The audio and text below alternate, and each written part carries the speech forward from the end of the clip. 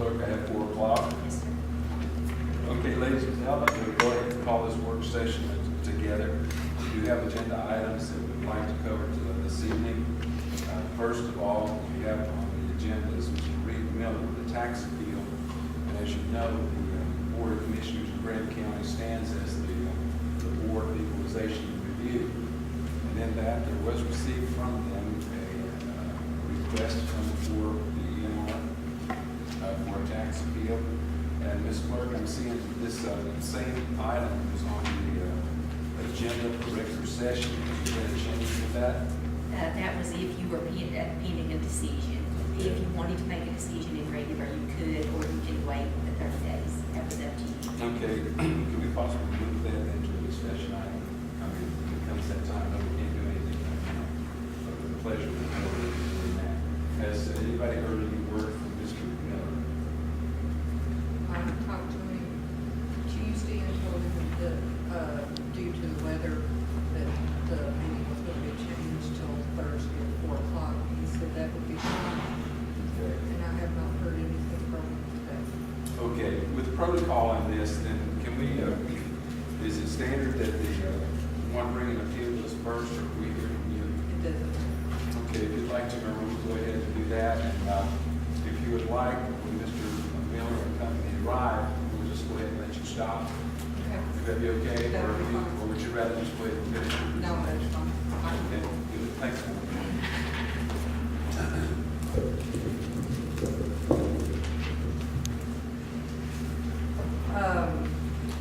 Mr. Miller has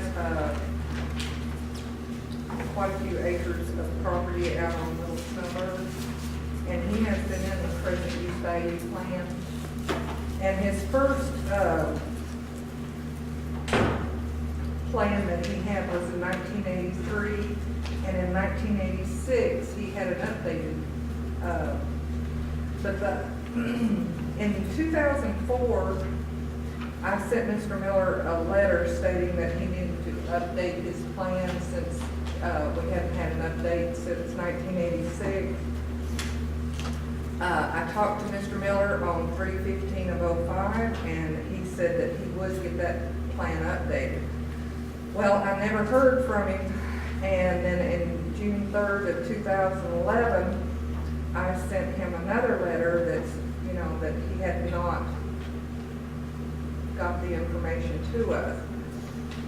And so, Mr. Miller came in 2012, and he was gonna start his logging operation because it was way past the time. And so, then Mr. Miller stopped his logging operation. Therefore, in the 1983 plan, it stated that, and Mr. Miller did state that he had logged after 1986, prior to 1993. But in the plan, it also states that he was supposed to plant white pine every 10 by 10 foot, and he was also supposed to burn the property, and none of that, I know, has been done. But as far as the logging it being stopped, it states in the Machinery Act that when the property loses its eligibility for deferral as a result of a disqualifying event, a disqualifying event occurs when the land fails to meet any condition or requirement for classification, or when an application is not approved. So when Mr. Miller stopped the logging operation and did not follow through with what the plan required, then to me that's a disqualifying event, and therefore I've done a discovery bill for the deferred taxes. Okay, Irma, I have one question at this point. Yes, sir. From what you just told us is that you sent letters of reminder to what, in 83, is that right, 86, in 2011? No, 2004 and 2011, that he was supposed to update his plan. Well, he didn't do that either until 2012. So he, So for not planting the white pine, not doing the burning, stopping the logging, and didn't get the plan until 2012, and for him to stop that logging, then to me, that's disqualifying. And two, as I understand it, correct me if I'm wrong, that there was actually a question of those that had been contracted to do the logging job were supposed to be witnesses to this board. Is that right? Was there a logging company that was going to come in, or a sawmill, or what was that? Or They somebody? could be, I think they would be if y'all needed to during the discussion. But what you're saying to me is this is a 31-year-old problem. And here we are in 2014 having to deal with it. Yes. And also, Mr. Miller explained to me that the reason that he stopped the logging was because of a sale pending on this property. And also that since he had to do a reroute through the master's mission, that the logging company was charging him more out of his money for the extra haul bill. Well, I talked to the logging company, and they were not charging him extra. And you did have access to the property over the master's mission. Yes, they did.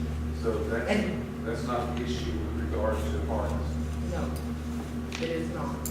And plus, there's another alternate route through Ellen Cove that he could go. So there's no problem in him getting to his property. So let me get clear in my mind. Then he had opened it to be logged, and that was a part of the PUV agreement. Yes, And in doing so, he opens up the logging, starts the logging, and then stops the logging. yes, And during that period of time, the rationale for that was that he had the property up for sale. yes. And also that they were charging him more for the haul bill. So that's why I called the logging company and I verified that they were not charging him more. He just didn't want to go across that way. How about the offer of sale? Is there an offer to purchase? Yes, there is an offer to purchase. And I did. There's still an offer to purchase? Yes. I spoke to the gentleman the day before yesterday. And he is willing to go with the present use value plan. He said that isn't a problem. Are those transferable? I think I asked you that years ago. The new owner has 90 days from the time they purchase the property to get an application in and to where they want to continue with this. Okay. But he said it probably wouldn't be until August, the sale or the transfer. He's making payments on it now. And this discovery, Irma, as I understand, came about because this board had asked you about doing an extensive audit of all PUVs. And if I remember correctly, there are 300 of those thereabouts in Graham County. Yes, And in that, there was a discovery made of this. yes. And have you spoken with the Department of Revenue regarding Yes. this matter? And what were their comments? I had a similar case in Raleigh, probably back in 2003. And the gentleman did not get back to me because the letters I sent that he was supposed to update, and they ruled in Graham County's favor. That you go by what these plans specify, and if you don't, then Did that go to the next level of appeal in Raleigh? no, It did not. no. Okay. And Mr. Miller has been notified about this meeting today. Yes, I verbally talked to him Tuesday and told him that it would be at 4 o'clock at the community room Thursday.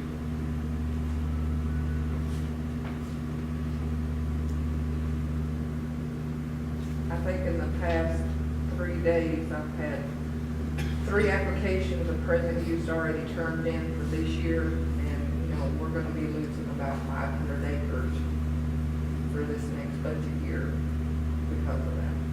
PUV.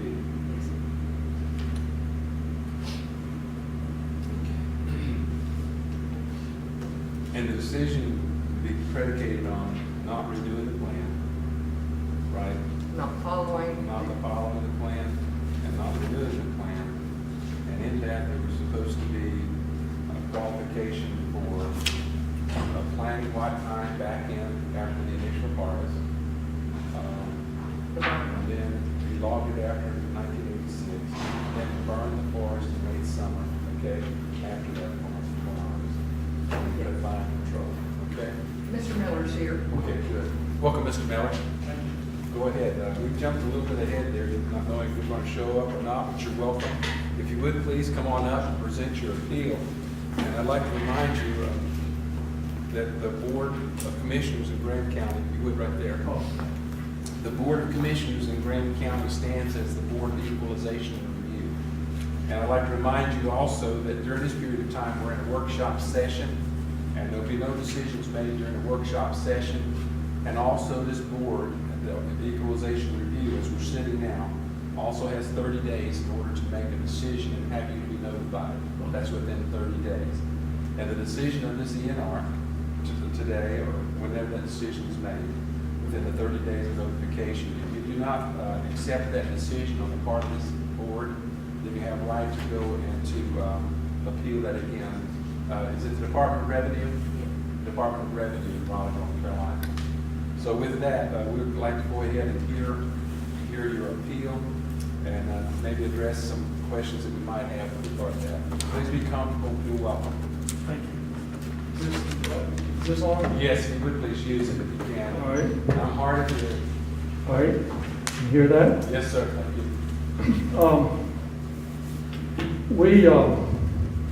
We've signed a contract to sell our property on Little Snowbird, and we had it under timber management plans, for, present use value for the taxes.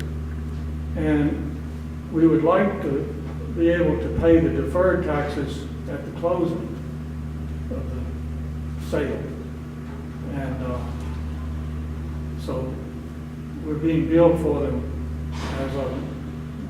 as of now. And the sale, the contract is, the closing date was tentatively set for December the 7th, 2013. But the buyer has the right in the contract to extend that closing date month by month up to no later than August 31st of 2014. And in January, he elected to extend it at least for the month of January. I mean, in December, he elected to extend it at least for the month of January. And then if he doesn't close this month, what we're hearing is that he's thinking March might be the time, but he can extend it month by month. And if for some reason he backed out, then we were not, when we decided to sell it, we were logging at the time, but we had to stop the logging. But we would like to be able to, we weren't planning to cancel our timber management plan. We were just stopping the logging because the buyer requested that. He said he didn't want to buy the property if it was logged. So if he should back out for any reason, we would like to resume our timber management plans where we left off. So really, we'd like to not be out of the management plans, but if the property should sell, we would like to be able to pay the taxes at the time of the sale, of the closing. And I have the contract here to show where he has the right to extend it month by month. So you are in fact saying that the taxes are due? I'm saying that we've been billed for them. pay those upon sale of the property. Yes, or if we don't sell it, we'd like to resume our management plans and continue to have them deferred. Well, you see the variable in that, from our standpoint regarding the PUV? You mean, the variable meaning, Means that you can extend this as long as you will like on down till, forever on the No. purchase idea. And then we would have to. no, this contract expires if he fails to close. I don't expect that. I'm expecting him to close in March. That's the latest word we got from the real estate guy, but I'm just talking hypothetically, that we never wanted to discontinue the timber management plan other than to please the buyer. But if we continue to own the property, in the event he doesn't buy it, then we would like to continue a timber management plan. But it's up to the buyer. We can't, we're not gonna extend it if he backs out unless somebody else came along and wanted to buy it. But right now, it's under contract, and that's the term, those are the terms of the contract, that he can extend it.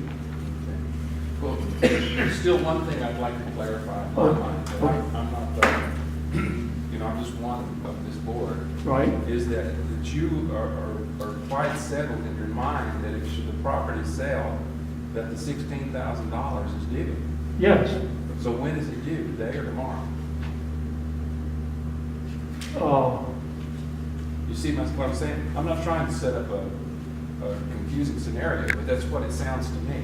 Why would it be a part of the closing if it's not due? Oh, well, we would like for it not to be due.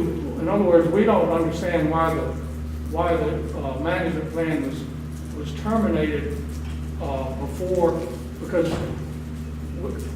we still have time to fulfill our management plan, and we could pause, and if we were doing a certain logging program or something, we have, the flexibility to pause for a period of time and then resume for whatever reason, if it was weather or market conditions or just a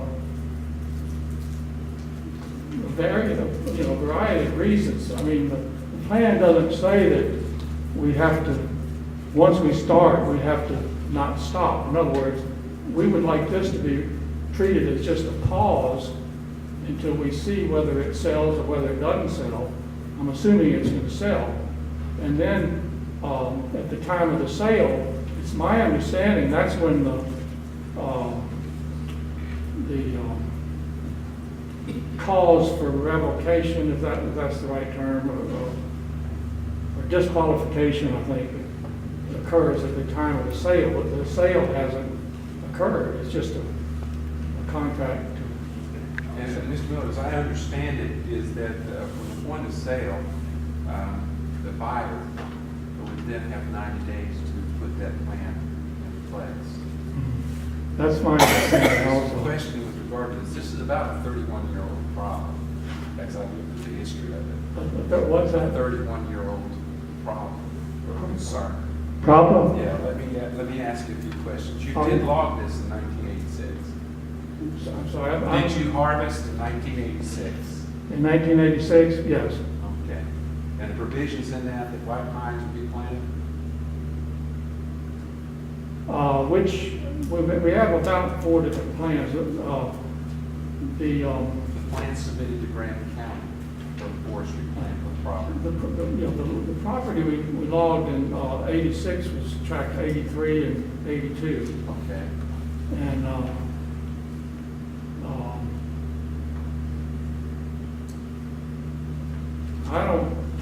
I don't have that plan in front of me, but did it call for the planting of white pine?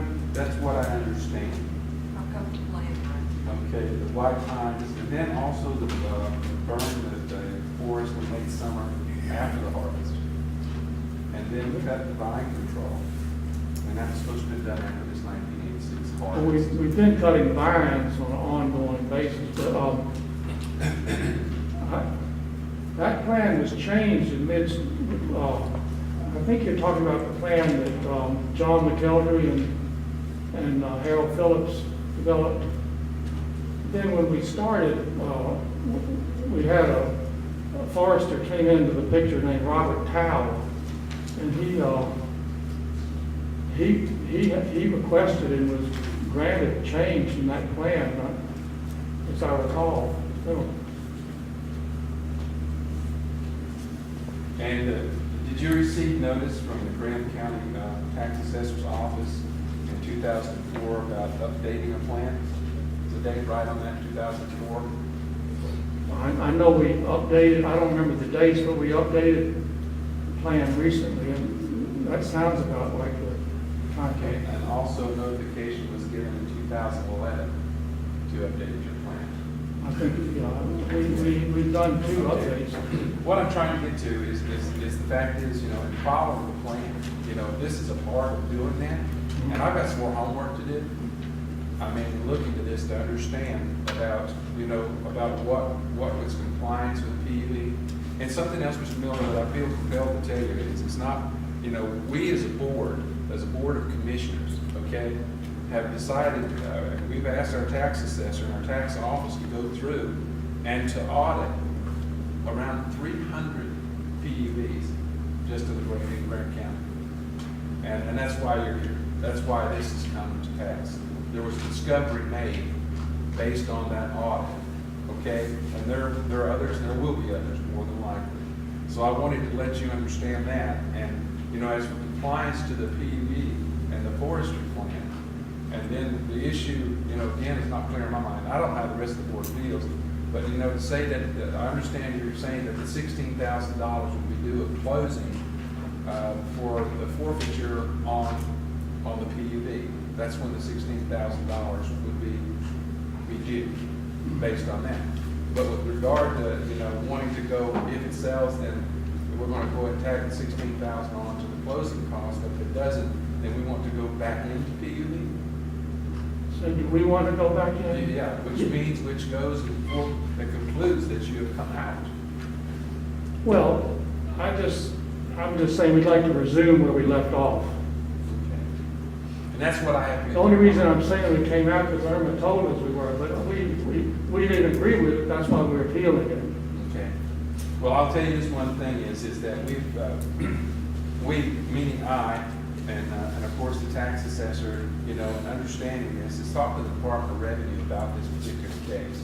I'm sorry? About this particular case, the Department of Revenue has been asked about this, okay, from our side, just looking to it.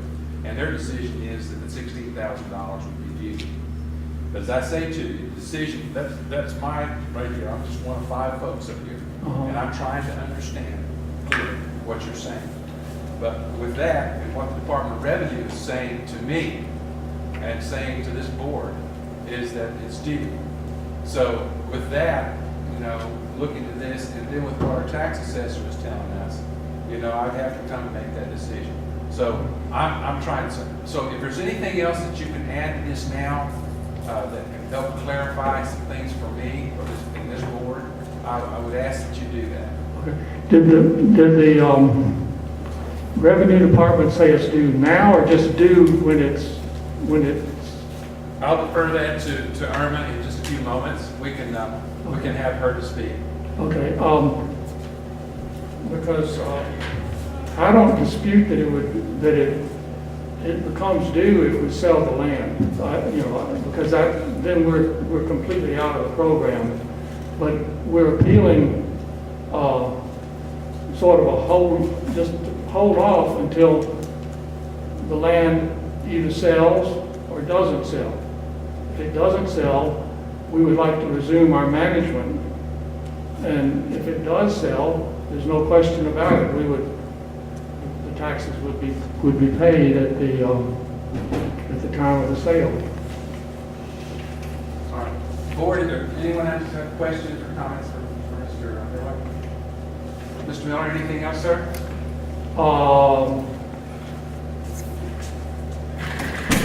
trying to think, if a question comes up later, would it be all right to address it before the end of the meeting if I think of something else? Well, this is your time right now, Okay. okay? And listen, and within 30 days, I'm sure that the tax assessor, if there's anything that's going to impact that, would surely let us know. And honestly, I believe that's the wisdom of 30 days. You see what I'm saying? Oh, you mean, Within yeah, this board will make a decision within 30 days. You must be notified in writing of the decision of this board.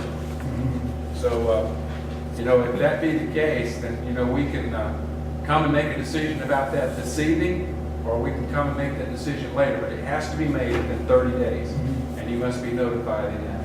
And I see no problem with the tax assessor bringing anything else to this board that would impact the decision that he made. Does that answer your question?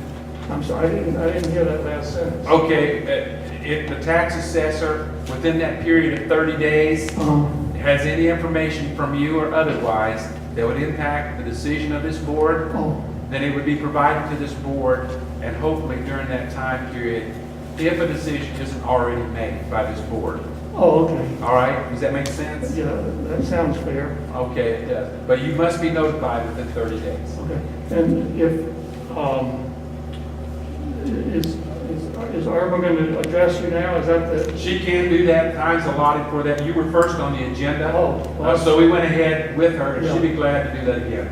Okay, if a question arises from that, may I address that? Why, sure. Okay. Why, sure. It's a public meeting. You fine?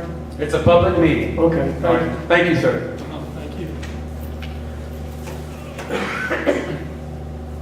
I think I need to also clarify that when the logging stopped on this operation, since it was so overdue as far as following the plan, when the logging stopped and there was going to be a sale of the property, the tax office it's our responsibility to make sure that we get those deferred taxes of the current plus 3 years, which is 4 years of the deferred. Because what happens is the attorneys come in and they do the closing. If those deferred taxes are not there, it's really hard for the county to collect from the prior owner since they don't own the property anymore.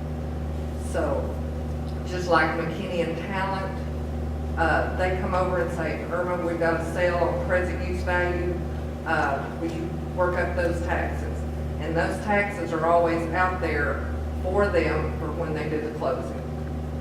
So when this closing was supposed to take place December 7th, I wanted to make sure those taxes were there. Kind of give us a rerun of what you said Okay. before Mr. Miller got here. By auditing the present use values, I did have a plan on Mr. Miller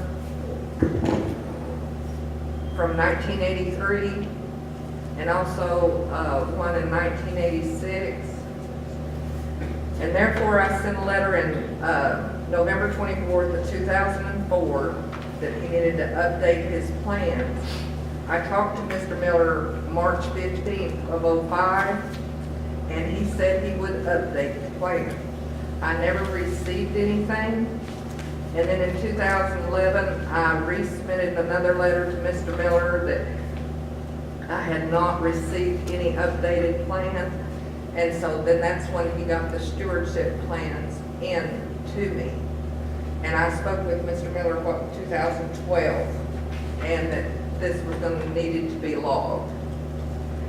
And at that time, he went ahead and done the logging. And Mr. Miller, when he come into my office, he also spoke, you know, after the 1986, he did do some logging.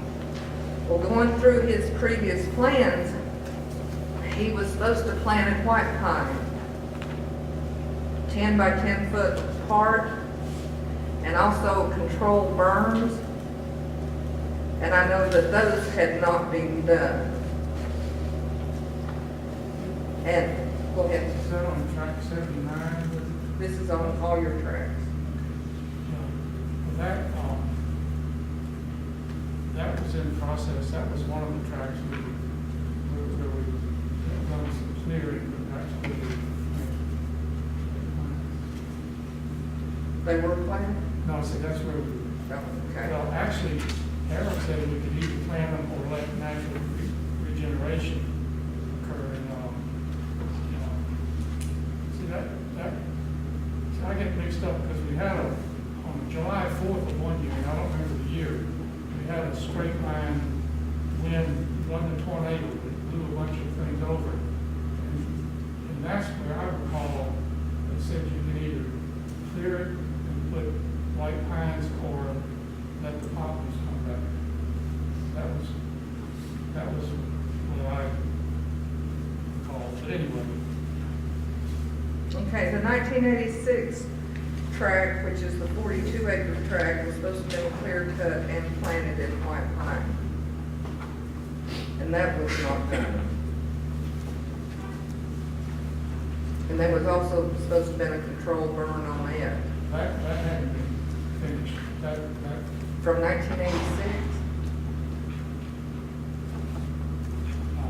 maybe, no, I thought you said, okay. No, not 96, 86. And when auditing these present use values and checking with the taxpayer, making sure that these plans are done and what they accomplished during that time. And what I read on the statute, when the property loses eligibility for deferral as a result of a disqualifying event, a disqualifying event occurs when the land fails to meet any condition or requirement for classification, or when the application is not approved. So any event that property stops logging or did not plant the white pine or do the control burns, then it loses its qualification. And when I found out that that property was going to sell, I knew those deferred taxes by the disqualifying events that occurred, and also because of the sale, then that's why the discovery bill was done.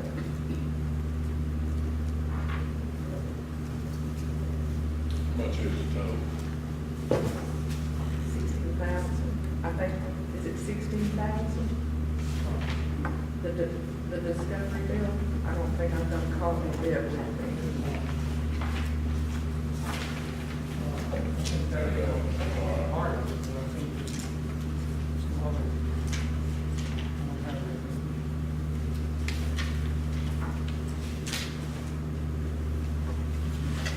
I think it's 47. That's true on the track. I think the total, I've got the bills right here, on all the tracks for the deferred, it totals $47,000.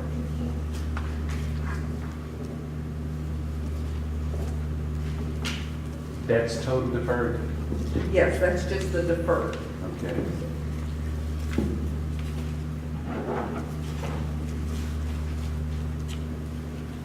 Did you say it's present in 3 years?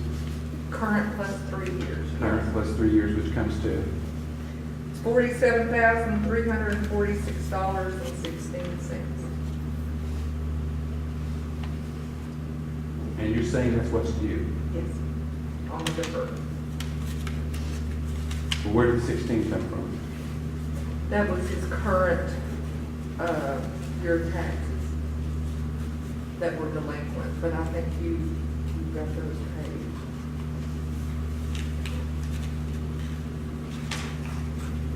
Okay. 16 was just for last year, Pardon?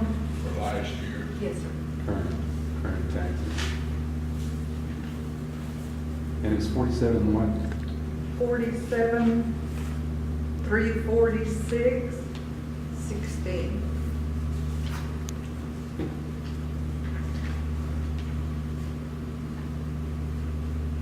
So that would not be a part of closing costs? That is part of closing costs, yes, the 47,000. Wow. Okay. Anything else? Anybody have a question for Irma? When all this was done, he had all the paperwork and everything. You spoke to him and told him how it had to be done and everything. Pardon? I didn't hear you. All this that is done, did he have the paperwork and everything? And you explained everything to him, that what would happen if he didn't do what he's supposed to do? Yeah, in the letters I sent him, Okay, yes. that's all.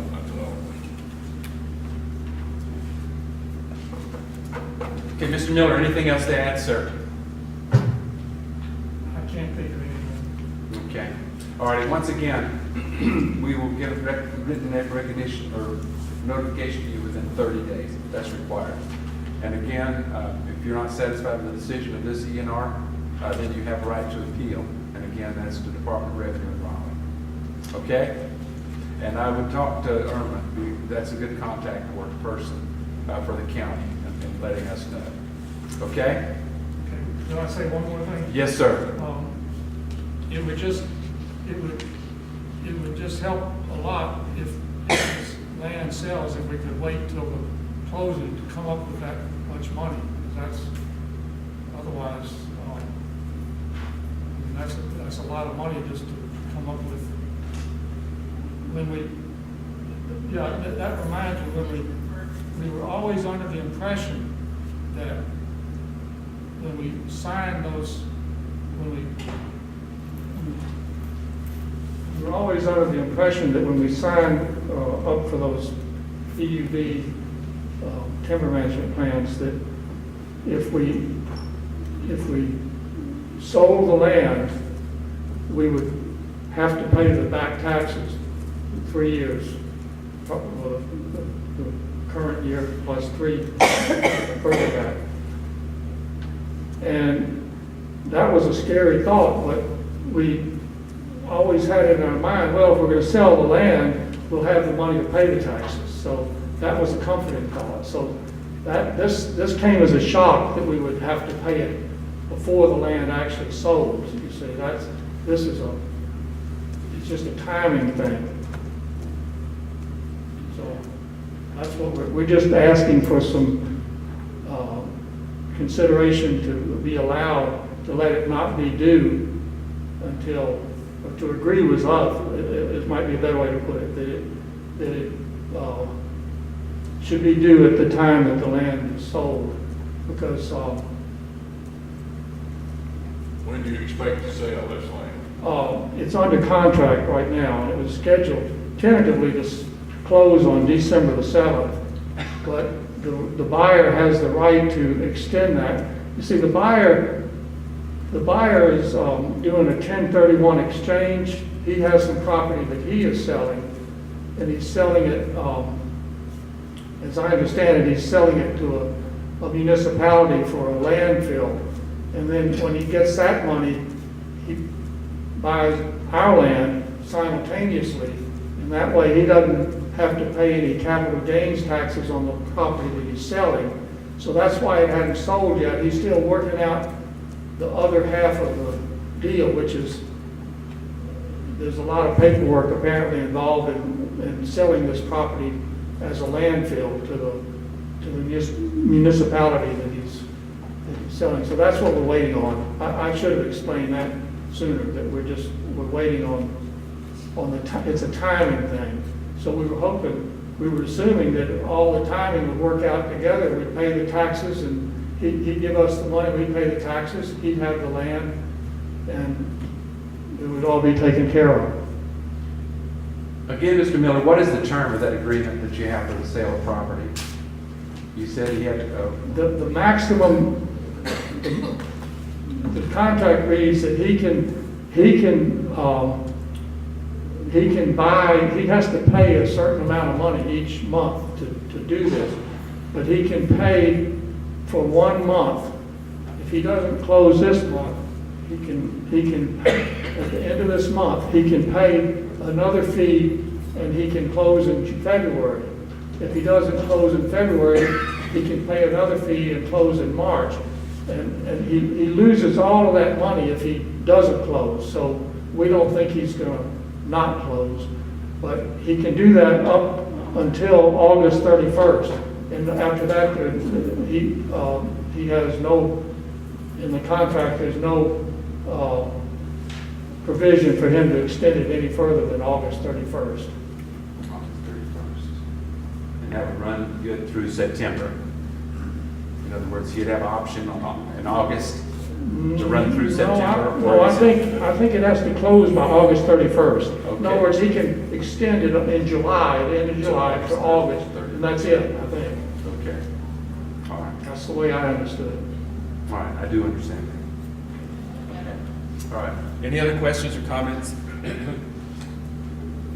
Thank you, sir. Thank you. All right, appreciate it. And we'll be letting you know a response to that within the 30 days. I think there's some conversation. Anybody have any conversation about it at this time? No, I thought maybe there might be a possibility of paying part of the taxes on a regular basis, since he is paying money each month. I don't know if that would be a possibility to be considered. That's something we have to have homework on and see if we can come up with some kind of thing. Because $47,000 for anybody is a lot of money. And I can understand that. But we have to look about it, what we can do within the parameters of the law. I've been slammed a lot with that, but we will, and I know I've got some more homework to do, Mr. Miller. Okay? And, yes, sir. I did think of one other thing. Okay. Wherever we're deficient in the management plan, we would like the opportunity to, if the land doesn't sell, to make up for, any deficiencies that, I mean, we've a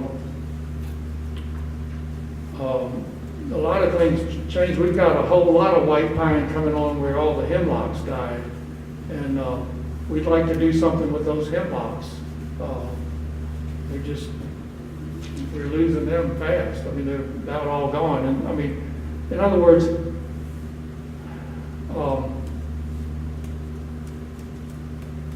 we would just like the opportunity to complete the plan if the property doesn't. That's if it's permitted to continue the plan. Yeah. That's what it all hinges on right there. Yeah. From the standpoint of looking at it that way. But at the same token, I understand that $47,000 is a lot of money to anybody. Yeah. Okay, and we'll be looking at that, and we have some options in that. But you will be hearing from us within 30 days. Thank you. All right, thank you, sir. All right, with that, Ms. Shelley Foreman was to be next on our agenda, dealing with Smoky Mountain Center.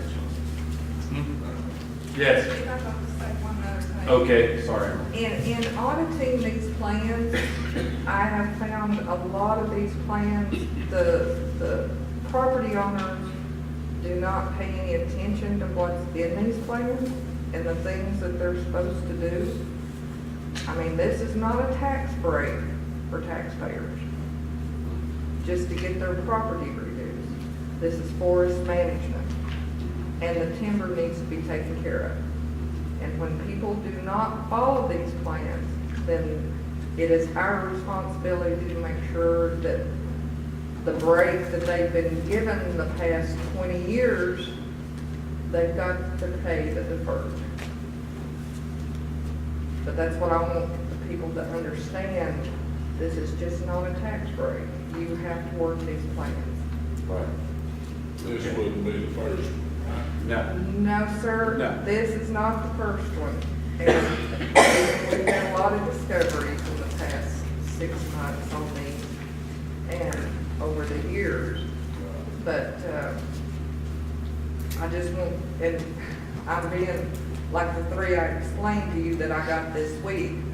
I'm very strong in my wording to please follow these plans. If it tells the plant white pine, clear cut and plant white pine, or burn, you better have it done. And when you do anything, you have to notify me so I can make a note that you are following their plan. Okay. All right, good. All right, thank you, I do appreciate your time. All right, with this and the workshop session, we have about 15 minutes left. As I mentioned earlier, we had Shelley Foreman that was previously on our agenda to be here. Of course, this was a set for our earlier meeting, which had to be canceled out during the weather event. And, but one of the things I'd like everybody to understand is that there's a new management scheme in place with Smoky Mountain Center. The old plan, the old organization is Smoky Mountain Center, and I want to tell everybody that Smoky Mountain Center had its origins with the 7 counties west in North Carolina. That was the first Smoky Mountain Center. My wife who's here tonight worked there. My mother worked there. A lot of folks worked with Smoky Mountain Center. They were the service providers for mental health services in Graham County and the 6 other counties west. During that period of time, they started undergoing some growth from the point of Smoky Cove, located in Jackson County, and it began to move away. And what happened in the history of the Smoky Mountain Center is that they grew, and in that they began the process of absorbing other mental health organizations into their ranks. And within this, Greg, correct me if I'm wrong, they went from the 7 to 15. Yes. They absorbed New River, as I understand the history, and they became 15. And then later on, it worked out to where they absorbed the next one, and I can't remember exactly what the name is, Western Highlands. Western Highlands, they absorbed them, and they became 23 counties in the Smoky Mountain umbrella. And now they have their sites even farther west, and they're growing larger and larger and larger. And I want you to know that this representative from Graham County, myself, attended these meetings along with our county manager, Greg. And we were very vocal to the point of representation. At this juncture, Graham County is not going to have representation on the new board structure. We'll have 0 to be able to say about anything mental health services. And we were given the information that it was going to be the best thing since popcorn and sliced white bread for them to expand. But anything expansion like that moves farther east begins to give less and less services in the west. Are any of the original 7 counties represented?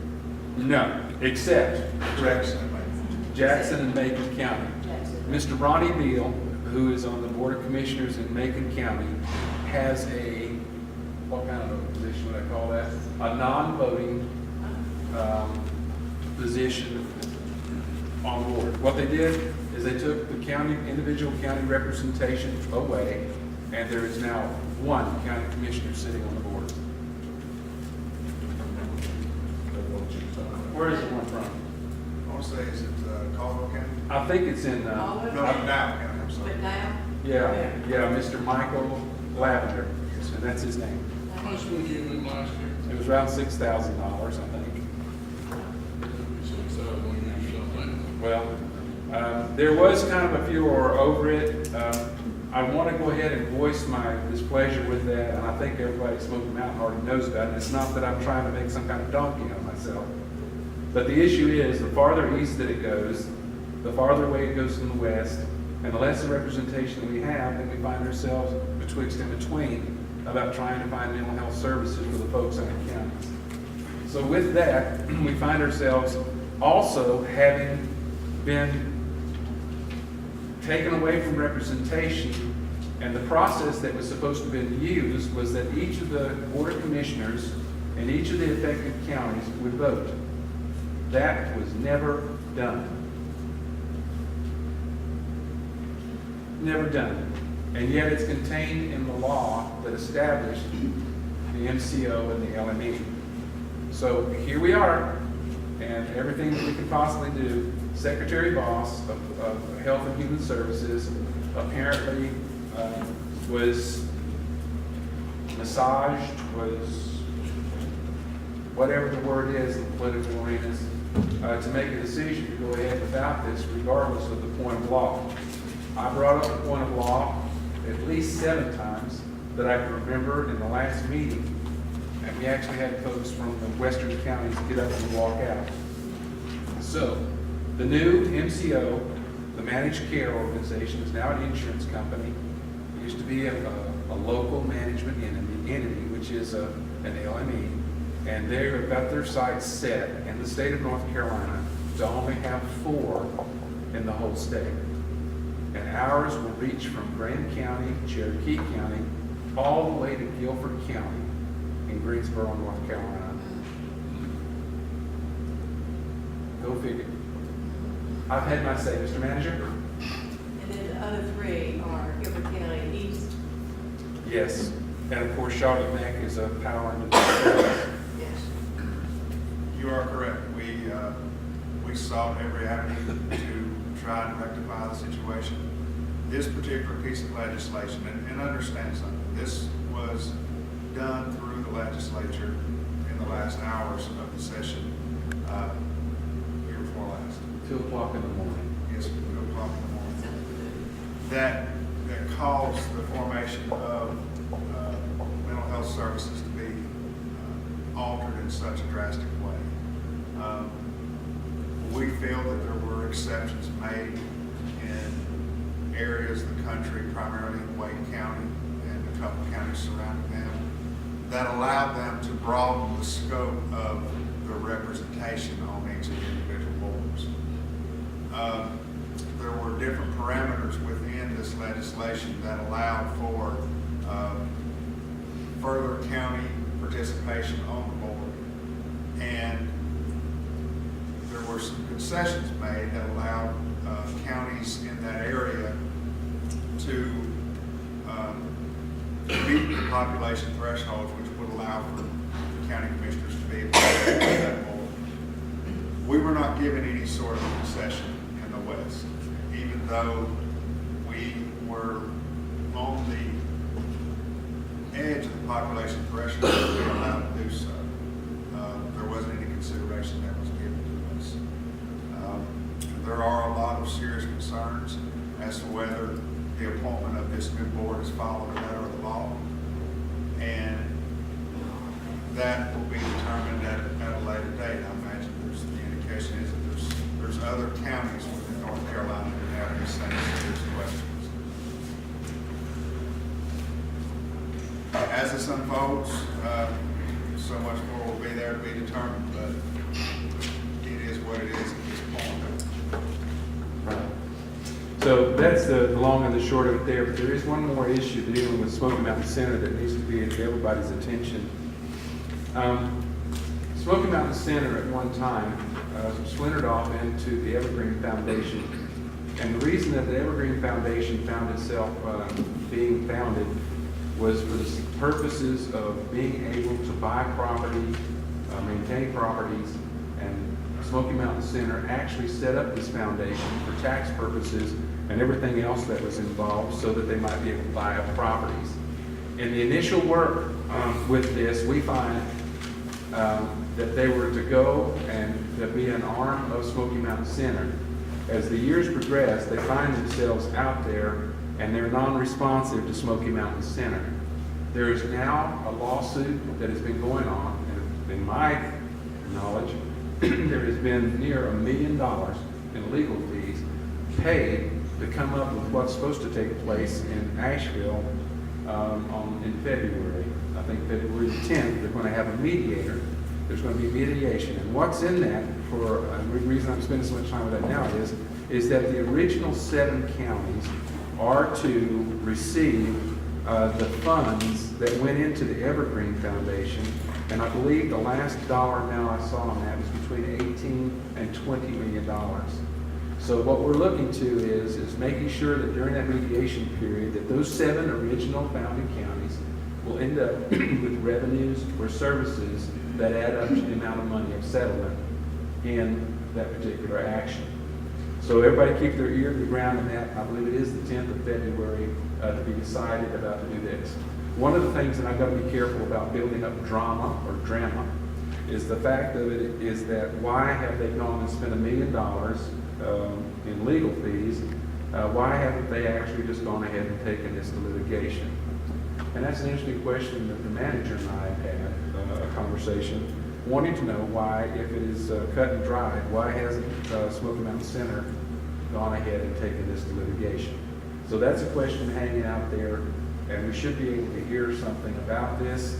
But what happens with it, we have no voice now at Smoky Mountain Center, And when the decision is made on this mediation, what is going to happen to those dollars?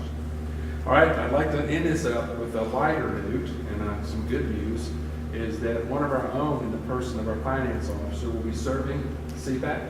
Is that right?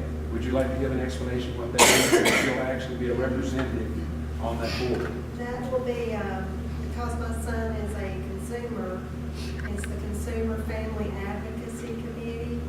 And so basically, the idea behind it is that that quarterly, or no, I think monthly, this committee needs to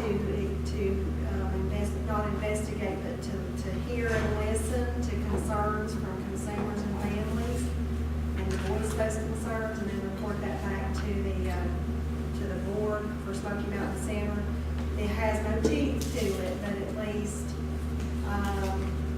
there are people sitting at the table who will try to know what is happening with the NCO and be able to express issues with the NCO and how it is effectively or not effective for the consumer. And that's the bottom line, is the services to the consumer.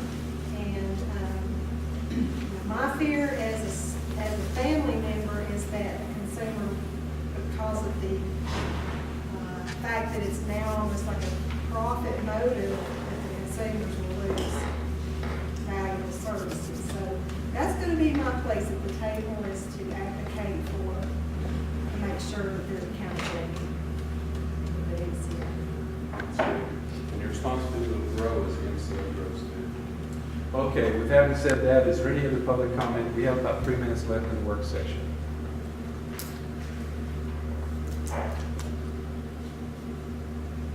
All right, if not, I ask that we have this session to end now. We'll have a very brief recess until the beginning of our regular session at 5 o'clock.